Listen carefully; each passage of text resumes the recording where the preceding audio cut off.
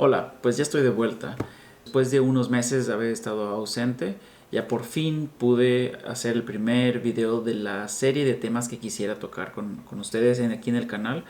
Y pues bueno, la idea de este video es explicar una parte tan importante pero tan poco considerada a la hora de hablar de motores cohete o de cohetes en general, que es la parte de la ignición. Algo que pareciese tan simple, pero que puede resultar bastante complicado. Bueno, muy probablemente todos hemos visto esos videos de lanzamientos de cohetes tanto por la NASA o SpaceX. Y especialmente esos últimos segundos de la cuenta regresiva, que se tornan tan emocionantes. We have ignition sequence start. Engines on 5, 4, 3, 2, all engines running.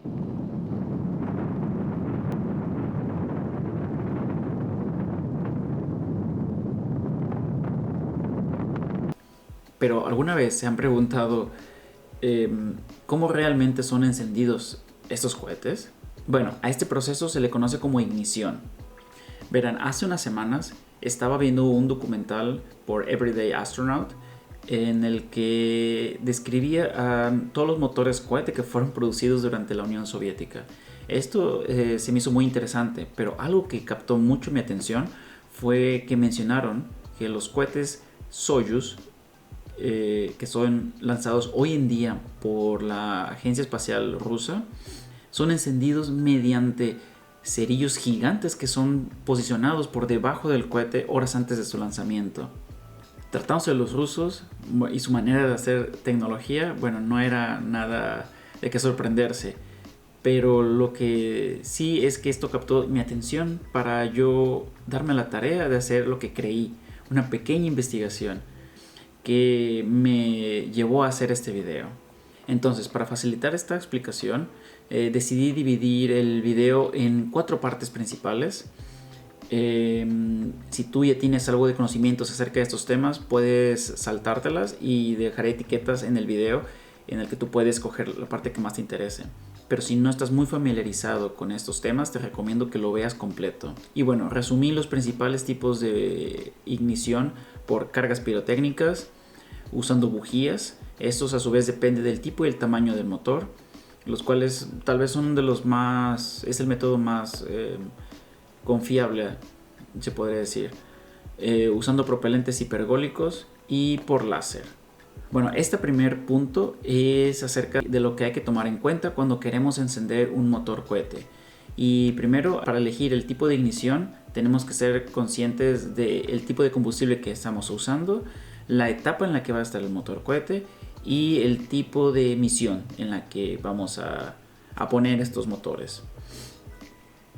Okay, nuestro primer punto lo voy a otra vez a dividir un poco más, y esto sería por los tipos de combustibles que vamos a usar. Los principales combustibles se pueden decir que son 3, que es sólidos, líquidos o criogénicos y híbridos, que es la mezcla entre sólidos y líquidos. También hay un cuarto extra, pero este no es tan utilizado y es por medio de combustibles en forma gaseosa. Ok, y aunque este podría ser el tema para un video completo, el motor cohete es básicamente un motor de combustión. Hay que tener eso en cuenta porque un motor de combustión principalmente necesita el combustible y el oxidante o comburente. Un ejemplo de esto son los coches que usamos del día a día, que el combustible es la gasolina y el oxidante es el aire o el oxígeno que se encuentra en el aire.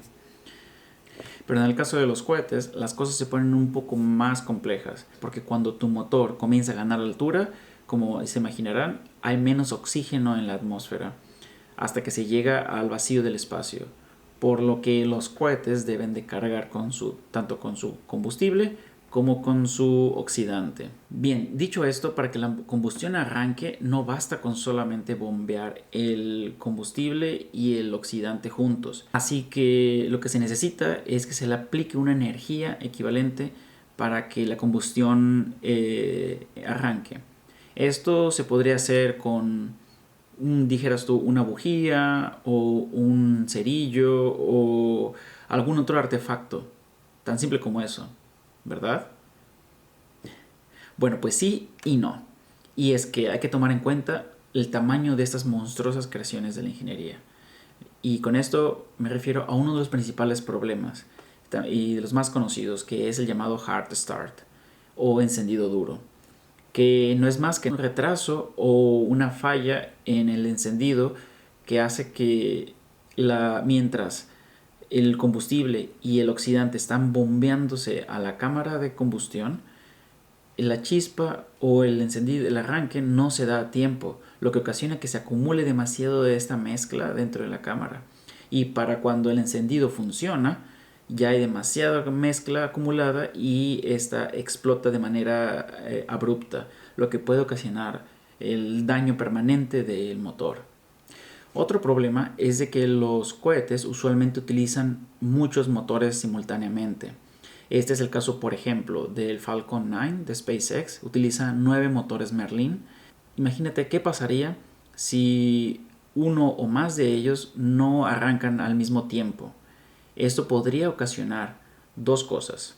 La primera, que al momento de que se genere el empuje sea desigual en una sección del cohete que en otra, lo que podría afectar a la dirección del cohete y en general al control de este. Y en segunda, o algo que sea aún peor, es que nunca sean arrancados y el propelente y el oxidante sigan fluyendo, lo que va a ocasionar que cuando el combustible y el oxidante salgan por la tobera, esta sea encendida por los motores vecinos, lo que ocasionaría una enorme explosión que se propagaría hacia adentro del cohete y este podría acabar con la misión y sus tripulantes. Otro factor a considerar es la etapa en la que los motores se encuentran.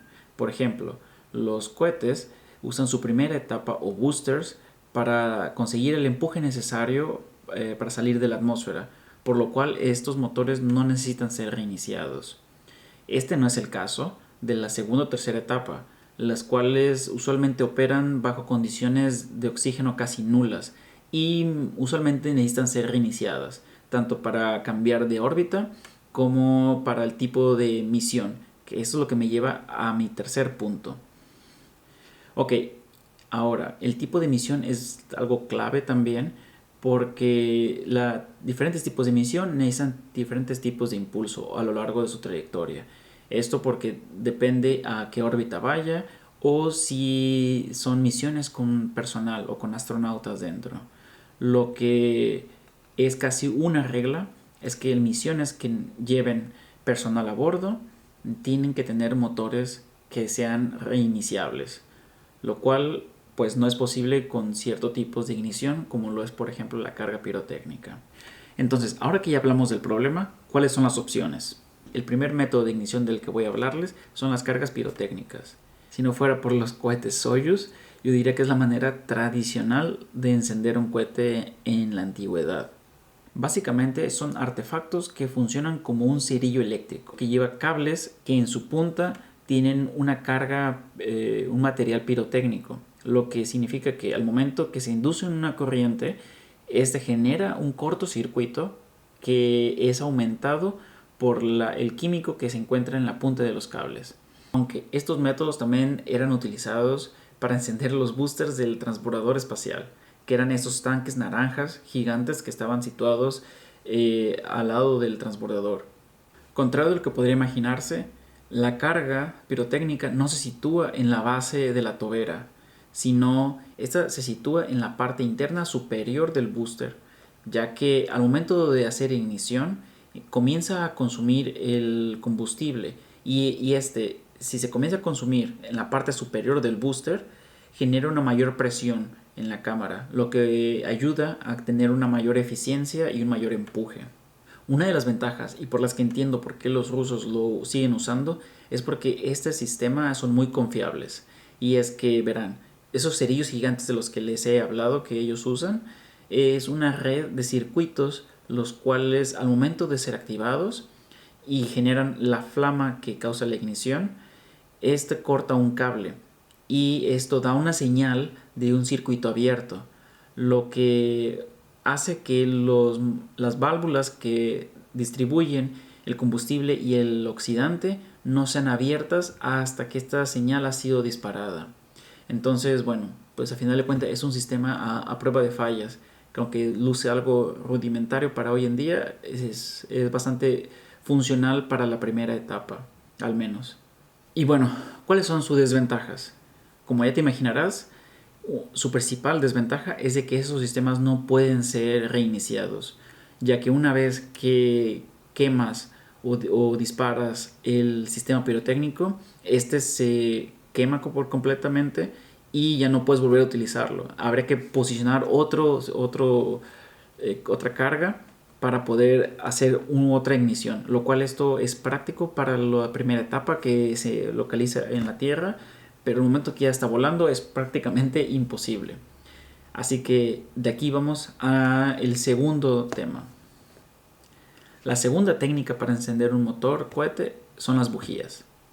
Estas tal vez son uno de los aparatos o artefactos más comunes para arrancar un motor de combustión. Y como ya hemos hablado antes, los motores cohete no son más que motores de combustión gigantes. Las bujías además son utilizadas especialmente en motores que utilizan combustibles criogénicos o líquidos. Estos ya sean, por ejemplo, hidrógeno líquido u oxígeno líquido. Y no son muy distintas a las bujías que encontrarías en tu coche. Su principio es bastante simple, ya que usando un muy alto voltaje se genera una chispa en el espacio que hay entre los electrodos del dispositivo, lo que esa chispa es expuesta a el material que esté alrededor de ella, ya sea en este caso el combustible y el oxidante. Pero, como ya hemos hablado antes del hard start o encendido duro, al no arrancar el propelente de manera uniforme, este puede causar un daño muy severo y hasta permanente a toda la misión o comprometerla por completo. Entonces, ¿cómo lo solucionaron? Bueno, pues la respuesta está en otro motor cohete. Sí, así es. Los ingenieros se las idearon para poner un motor cohete dentro de un motor cohete.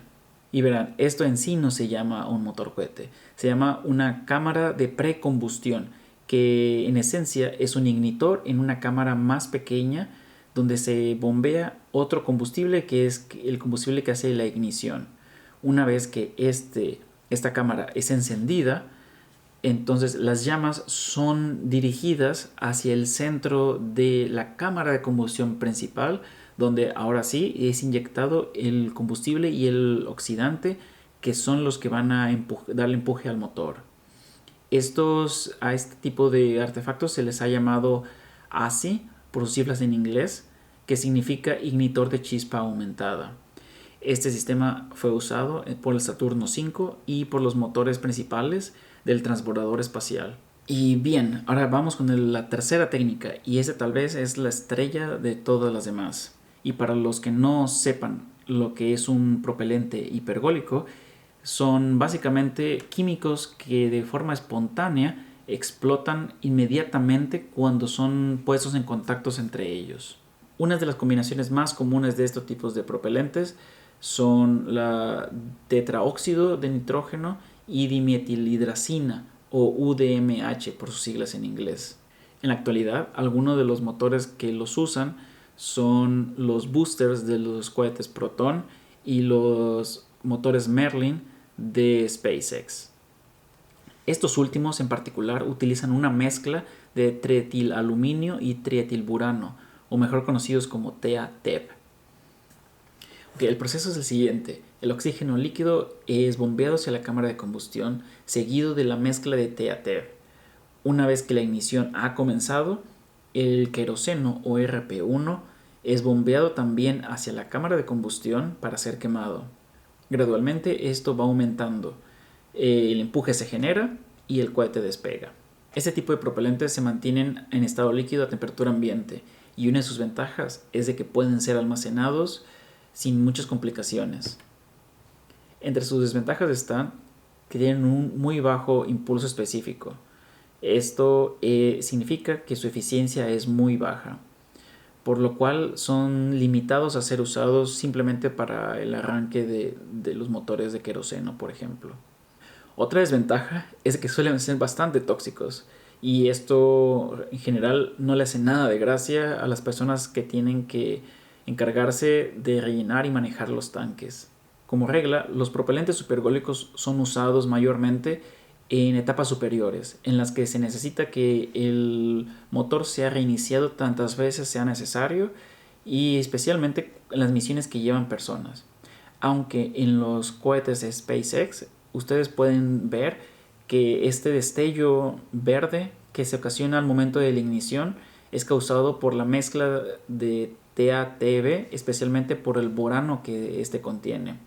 Y por último, otro método que ha sido menos explorado es el de los láseres. Este usualmente se ha usado para encender combustibles en estado sólido, y una de sus ventajas es que, por ejemplo, para las cargas pirotécnicas, estas de que usan cables, están expuestos a radiofrecuencias y además interferencias eléctricas o magnéticas.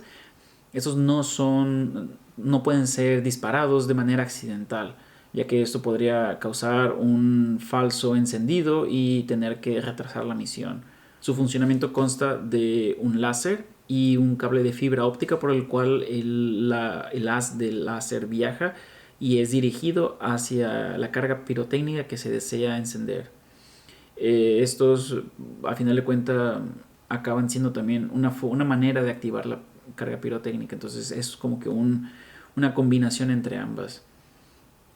Pero como lo mencioné, no han sido tan usados. Y bueno, todo esto de lo que hablamos el día de hoy son sistemas de ignición en motores para cohetes. Este tema de la ignición se puede todavía alargar muchísimo más si tomamos en cuenta la ignición de motores de naves espaciales, que usualmente son eléctricos, pero sí hay diferentes tipos de... Y bueno, no sé, díganme que si les gustó o no, si tienen alguna duda o si les gustaría que extendiera más videos acerca de sistemas de propulsión en naves espaciales, o si quieren que hable más acerca de los cohetes o bueno, no sé. Yo tengo algunos temas pensados, pero por favor díganme qué les gustaría en los comentarios, y espero que nos veamos en la próxima. Gracias y adiós.